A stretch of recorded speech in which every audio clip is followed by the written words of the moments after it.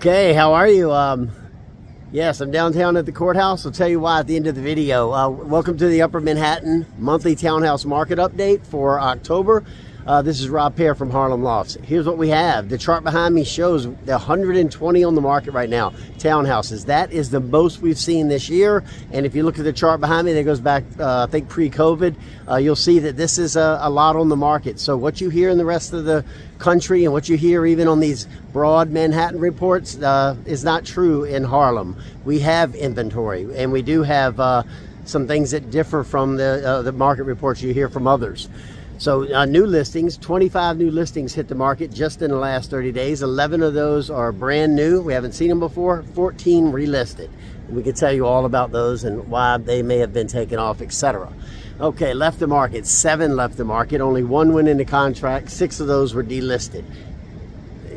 Delisting a little early. Usually that happens end of November. So there's a lot of strategy going on with the brokers and sellers right now. Chart number 2 behind me shows you what is active listings that are on the market, breakdown by price. The most of them on the market are between 2 and 3 million, which we kept telling you would happen. There's still a lot under 2 million, and as you see later, the under 2 million market has kind of dominated it, but I do think the 2 to 3 million market is going to dominate sales here coming up soon. Discounts are important to note. Charts 3 through 5, you'll see that there are 26 new discounts again this month. Now keep in mind, we show you these discounts, but some of the properties are on their second and third discounts. So when we say 26 new discounts, it's not just 26 properties. Some of them are on their third discount. So call us or get in touch with us if you need more information on that. Let's go to in contract listings. There's 8 that are in contract right now. 2 of those were added, 5 were removed. Out of the 5 that were removed from in contract, the good news is 1 is closed and not recorded, but looks good. 4 of those are closed and recorded. So that means that the contracts aren't breaking. So the stuff in contract is sticking, unlike when the interest rates first started going up. And then look at the in contract breakdown by price.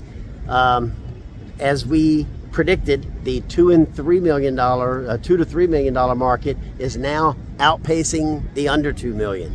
So that's another good sign. And then we have 1, 3 to 4, and the luxury market over 4 million is still just it's dying. So that not a lot of movement there. Let's talk about what's closed and recorded this month. All right, closed and recorded. You know, this chart, the busy one that I always talk about, has changed so much in the past year. If you look at some of the older videos, you saw a lot of green down here at the bottom, and now it's all red. So where are we? The properties that are selling, there was 1 to 2 families, 3 investment properties, 3 family up, 3 family and up, and 3 SROs. It's a good mix. It definitely means that the market is kind of stabilizing, where you often see just investment properties start to sell, and then it moves up to the 2 and 3 families, or the 1 and 2 family homes for when the investors stop buying, and then the buyers that are going to live there, homeowners, start to come back. Right now it's kind of in a mix. So I think that is indicating to us that the market is stabilizing. It's in the spring. I think we're gonna have definitely a more normal market than it has been in the last 18 months, and this is just another sign.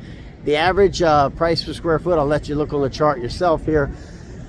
We're down in every category. So 2.243 for the 1 and 2 family homes, 1.8 for the 3 and up, SROs down to 1.4.